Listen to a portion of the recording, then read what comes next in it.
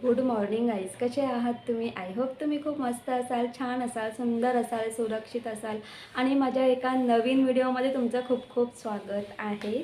तर आज आहे घटस्थापन, आज घट बसणार. तर तुम्हाला घटस्थापनेच्या खूप खूप शुभेच्छा. आणि मी इथे ब्लॅक टी घेतलेला आहे पहिला. नेहमी मी ग्रीन टी पिते, पण आज मी ब्लॅक टी घेतलेला आहे. त्याच्या पाठीमागचं कारण म्हणजे असं की आज माझा उपवास आहे. तर म्हणून मी आज पूर्ण दिवस उपवास आहे माझा, त्यामुळे मी आज ब्लॅक टी घेतलेला आहे पहिला. दुपारी मी फक्त जर खाल्लं तर मी फ्रूट्स खाणार आहे, फक्त ॲपल, बाकी काही नाही खाणार. तर ह्या सगळ्या गोष्टी आहेत. आणि मी तुम्हाला सांगेल की ग्रीन टी काय करतं माहिती आहे का? आपण जे खातो ती त्याची लवकरात लवकर पचनक्रिया होते. आणि म्हणजे जे कोणी डायटिंगवरती असतील ना, तर ते ग्रीन टी घेतात. मी सुद्धा डाएटवरती आहे, तर त्याच्यामुळे मी सकाळ संध्याकाळ ग्रीन टीच घेते. पण आज माझा उपवास आहे, त्यामुळे मी आज ग्रीन टी नाही घेतलेला आहे. ग्रीन टी मी घेणं टाळलेलं आहे आणि ते मी ब्लॅक टी घेतलेला आहे, कारण माझा दिवसभर उपवास आहे म्हणून. आणि एक महत्त्वाची गोष्ट म्हणजे तुम्ही माझा ड्रेस बघितलाच असेल, मी पिवळ्या कलरचा ड्रेस घातलेला आहे, कारण आज घटस्थापन आहे, घट बसणार आहे आणि पहिल्या दिवशी पिवळा रंग आहे. तर मी तुम्हाला एक गोष्ट सांगेल, हे जे कलर आहेत ना, नवरात्रीचे नवरंग, हे खूप सुरेख आहेत बरं का. आणि नवरात्रामध्ये 9 दिवस 9 रंगाच्या साड्या, 9 रंगाचे ड्रेस घातले जातात. तर आपण घालतो आणि खूप आनंदामध्ये असतो. 9 दिवशी 9 कलरचे ड्रेस, साड्या घालायला मिळतात. यापेक्षा अजून कुठला आनंद असेल, नाही का? तर हां घे. तर मी तुम्हाला एक गोष्ट सांगेल की काय आहे ना, आज पिवळा कलर आहे. तर हे जे नवरंग आहेत त्याच्या पाठीमागे सुद्धा एक गोष्ट दडलेली आहे. ती तुम्हाला माहिती आहे का? नसेल तर मी तुम्हाला ते सांगते. तर तुम्ही ही सृष्टी बघितली असेल. ही सृष्टी विविध रंगांनी नटलेली आहे. आपला भारत देश विविध भाषांनी, विविध संस्कृतीने, विविध रंगांनी, विविध प्रदेशांनी नटलेला आहे. तुम्ही बघितलंच असेल. आपल्या देशामध्ये अनेक प्रकारच्या भाषा आहेत, अनेक प्रकारचे राज्य आहेत, अनेक प्रकारची संस्कृती आहेत, त्यानंतर अनेक वेगवेगळ्या कलरसुद्धा आहेत. तर मी तुम्हाला सांगेल की कसं आहे ना, जेव्हा ही सृष्टी निर्माण झाली आणि तेव्हा सृष्टी निर्माण झाल्यानंतर म्हणजे ना सृष्टी निर्माण झाली पण त्या सृष्टीमध्ये कलरच नव्हते, त्यामुळे ती सृष्टी उठून काही दिसतच नव्हती. म्हणून ठरवलं की चला ह्या सृष्टीला कलर देऊया. म्हणून आकाशाचा कलर स्काय ब्लू कलर आहे, झाडांचा कलर ग्रीन कलर आहे, खाली मातीचा कलर काळा कलर आहे. तुम्ही बघितलंच असेल, बाहेर पडलं तर तुम्हाला छान मस्त असा आपला जो निसर्ग आहे पूर्ण सफेद, त्याच्यामध्ये ग्रीन कलरची झाडं आणि ह्या सगळ्या गोष्टी आहेत. तर आणि सगळ्यांना कलर दिल्यानंतर एक असा निळा कलर राहतो, निळा असं थोडा. तर मग तो कलर द्यायचा कोणाला? मग नंतर ठरवलं की झाडांना जी फुलं येतात त्या फुलांना आपण हे कलर देऊया. मग निळा कलरसुद्धा फुलांना गेला. पण हे सगळे कलर दिल्यानंतर ही काही सृष्टी काय उठून दिसेनाच, त्यातला कुठलाच कलर उठून दिसत नव्हता. सगळ्यांनी ठरवलं अरे कुठलाच कलर का उठून दिसत नाही आहे.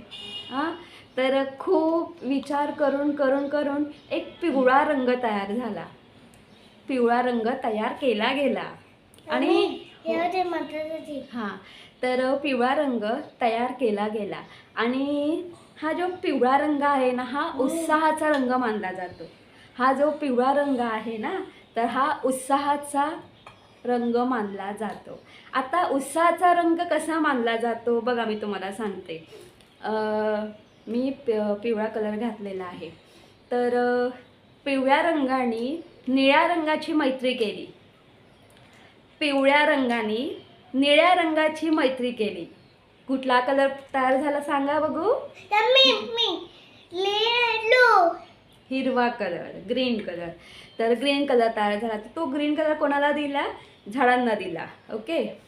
त्यानंतर पिवळ्या रंगाने कोणाशी हे केलं, कोणाशी मैत्री केली? लाल रंगाची मैत्री केली. जेव्हा पिवळ्या कलरने लाल कलरशी मैत्री केली ना, तेव्हा दोघांचं मिळून केशरी रंग तयार झाला. असं पिवळा रंग जेव्हा पिवळ्या रंगाने सगळ्याच रंगाची मैत्री केली ना, तेव्हा खूप वेगवेगळे कलर तयार झाले. या सगळ्या गोष्टी आहेत. तर मी तुम्हाला सांगेल पिवळा रंग हा उत्साहाचा रंग का मानला जातो, त्याच्या पाठीमागचं कारण म्हणजे असं की बघा, पिवळा रंग आहे तर हा उत्साहाचा रंग मानला जातो. तुम्हाला माहिती आहे, जेव्हाही आपण पूजा करतो तेव्हा त्याच्यामध्ये लाल आणि पिवळा कलर आवर्जून असतो. आपण हळद कुंकू लावतोच. जेव्हा लग्न कार्य असतं, लग्न कार्यामध्ये पिवळी हळद, लग्नाच्या अगोदर आपण हळद लावतो, ती पिवळ्या रंगाची असते. आणि हळदीमध्ये तर आपण खूपच एन्जॉय करतो. प्लस आपल्या डेली रुटीनमध्ये आपण जे जेवण बनवतो त्याच्यामध्ये आपण हळद आवर्जून टाकतो. समजा आपण आपल्या भाजीमध्ये हळदच नाही टाकली तर येईल का कलर? नाही येणार. सेम तसंच आहे. प्लस त्याही पुढे समोसा पिवळ्या कलरचा, चकली पिवळ्या कलरची, हां, त्यानंतर मोतीचूरचा लाडू तोही पिवळ्या कलरचा असतो, असं की नाही. आणि पिवळा कलर आणि हे असे म्हणजे असं मिठाईची नावं काढली की तोंडाला पाणी सुटतं.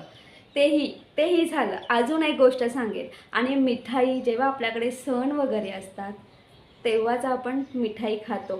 आता पिवळा रंग घ्या ना, आम्रखंड आहे की नाही. आंबा हा उन्हाळ्यामध्ये आवर्जून खाल्ला जातो, सगळेजण खातात. पिवळा रंग आला की नाही. प्लस त्याच्याही पुढे जाऊया. आपल्या घरामध्ये जेव्हा सणवार असतात तेव्हा आपण झेंडूची फुलं आवर्जून आणतो. आणि जेव्हा आपल्या घरामध्ये आपण झेंडूच्या फुलांचे हार करतो, दरवाजाला लावतो, मंदिरामध्ये फुलं वाहतो, तेव्हाचा उत्साह हा वेगळाच असतो, असतो की नाही. हे झालं. आता जेव्हा आपण सोन्याच्या दुकानात जातो, सोनाराच्या दुकानात जातो सोनं विकत घ्यायला, तेव्हा सोनं कुठल्या कलरचं असतं? गोल्डन. तर तुम्ही बघू शकता माझ्याकडे बांगड्या आहेत, त्या सुद्धा पिवळ्या कलरच्या आहेत. पिवळा कलर आहे, पिवळा कलर आहे. हां गोल्डन पिवळा कलर पण आहे की नाही राजा. तर हां ठेव साईडला. तर ह्या सगळ्या गोष्टी आहेत. तर हेच मी तुम्हाला सांगेन की म्हणून पिवळा कलर हा उत्साहाचा कलर मानला जातो. तर ह्या सगळ्या गोष्टी आहेत. तर आणि मी तुम्हाला सांगलं की तुम्ही पिवळ्या कलरचा ड्रेस साडी घाला, पण त्याच्या आधी तुम्ही त्या कलरचं महत्त्व जाणून घ्या, त्याचा अर्थ जाणून घ्या. आणि त्याचा अर्थ जाणून घेणं खूप गरजेचं आहे, हे महत्त्वाचं आहे. तर ह्या सगळ्या गोष्टी आहेत. तर आता 11:30 वाजलेले आहेत. तेव्हा कलरचे. तर आता हो हो हो हो पिवळ्या कलरच्या गाड्यांमध्ये ज्ञान खूप आनंदी असतो. तर हो हो रे राजा, बरोबर आहे. Okay okay. तर तेच आहे. तर आता 11:30 वाजलेले आहेत. ज्ञानेशची शाळा आहे, आज पूर्ण दिवस शाळा असणार आहे ज्ञानेशची. तर माझा तो उपवास आहे, पण ज्ञानेशला आज तिखट खिचडी खायची आहे.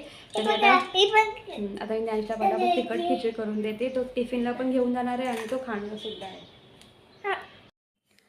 तर तुम्ही इथे बघू शकतात, काल रात्री मी हा साबुदाणा भिजत टाकला होता. तर त्यासाठी मी इथे 1 वाटी साबुदाणा घेतला होता आणि पूर्ण रात्रभर हा साबुदाणा छान मस्त भिजत ठेवला होता पाण्यामध्ये. आणि तुम्ही इथे बघू शकता, एकीकडे मी शेंगदाणे भाजून शेंगदाण्याचा कूट करून घेतलेला आहे. आणि तुम्ही इथे बघू शकता की पूर्ण रात्रभर हे जे साबुदाणे आहेत पूर्ण छान मस्त असे भिजलेले आहेत. तर मी या साबुदाण्याचे 2 भाग केलेले आहेत, कारण माझा पूर्ण दिवस आज उपवास आहे, त्यामुळे मी आज खिचडी नाही खाणार. तर त्यामुळे मी फक्त ज्ञानेशपुरतीच तिखट साबुदाणा करणार आहे. त्यामुळे मी एका बाउलमध्ये थोडा साबुदाणा काढून घेतलेला आहे.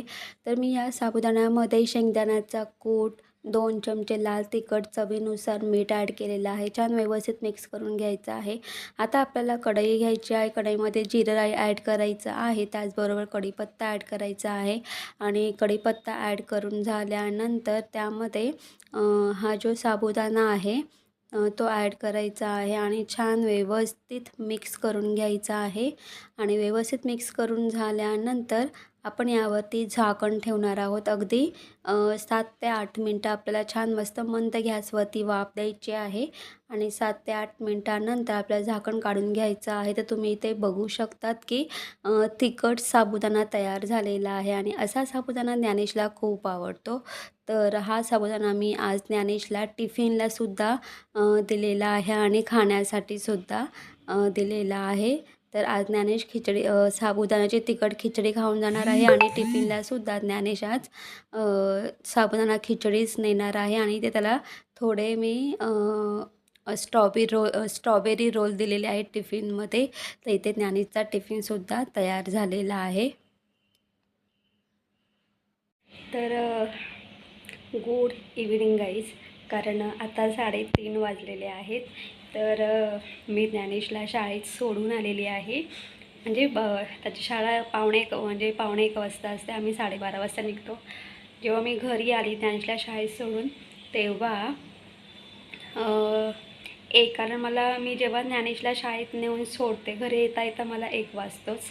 तर मी घरी 1 वाजता आल्यानंतर 1 ते 3:30 वाजेपर्यंत मी व्हिडिओ एडिट करत होती.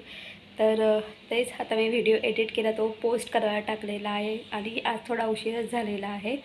आणि कारण मला 2 व्हिडिओ एडिट करावे लागतात, एक शॉर्ट व्हिडिओ आणि एक म्हणजे 2 चॅनल आहेत, त्यानुसार मी 2 व्हिडिओ एडिट करते. त्याच्यामुळे 1 ते 3:30 वाजेपर्यंत मी व्हिडिओ एडिट करत होती. आता व्हिडिओ एडिट करून झालेला आहे, मी व्हिडिओ पोस्ट केलेला आहे. तर मला खरं म्हणजे आज रांगोळी काढायची होती सकाळी, कारण आज घटस्थापना आहेत, घट बसलेले आहेत. तर मला रांगोळी काढायची होती सकाळी, अर्ली मॉर्निंग रांगोळी काढायची होती, पण वेळ नाही भेटला. कारण सकाळी उठून आज ज्ञानेचा सकाळी क्लास होता 9चा, त्याच्यामुळे मग त्याला सकाळी उठून त्याची आंघोळ वगैरे करून त्याची तयारी करून त्याला थोडं चहा नाश्ता देऊन मग त्याला क्लासला नेऊन सोडायचं होतं. त्यानंतर मला उरलेली कामं करायची होती वगैरे. तर ह्या सगळ्या गोष्टी होत्या. प्लस आज ज्ञानेची शाळा आहे. आता ज्ञानेची शाळा हाफ डे होते, त्यामुळे टिफिनचं काय टेन्शन नव्हतं. पण आजपासून त्याची पूर्ण दिवस शाळा असणार आहे, त्याच्यामुळे त्याला रोज मला टिफिन द्यावंच लागेल. तर ह्या सगळ्या गोष्टी होत्या. तर त्यामुळे मला सकाळी अजिबात रांगोळी काढायला जमली नाही. तर मी आता पटापट रांगोळी काढून घेते. आणि दुपारी रांगोळी काढण्याचं अजून एक कारण मी तुम्हाला सांगेन. ज्ञानेश आता शाळेत गेलेला आहे, त्यामुळे मी पटकन रांगोळी काढू शकते.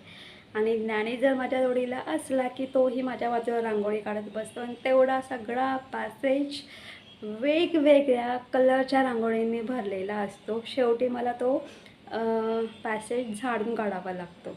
तर ह्या सगळ्या गोष्टी आहेत. तर आता तो येणार आहे 5:15 वाजता. मी त्याला 5:15 वाजता संध्याकाळी घ्यायला जाणार आहे. तोपर्यंत मी पटापट रांगोळी काढून घेते.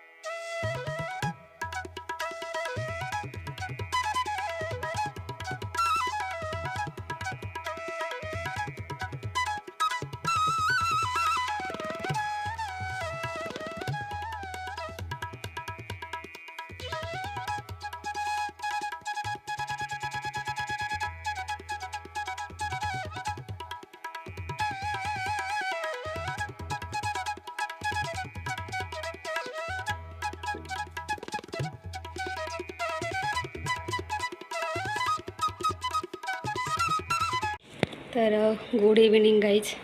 तुम्ही बघू शकतात आता की आता 7:45 वाजलेले आहेत.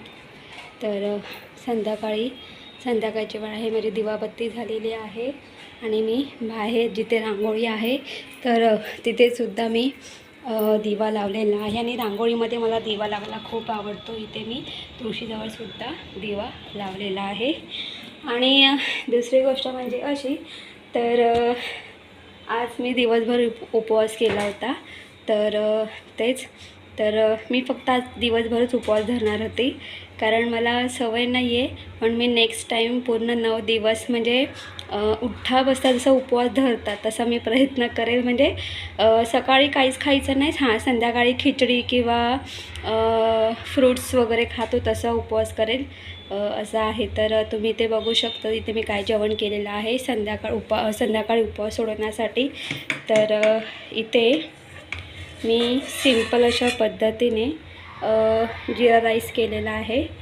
आणि त्याचबरोबर इथे मी छान मस्त वाटाणे आणि सोयाबीन याची उसळ केलेली आहे कुकरमध्ये.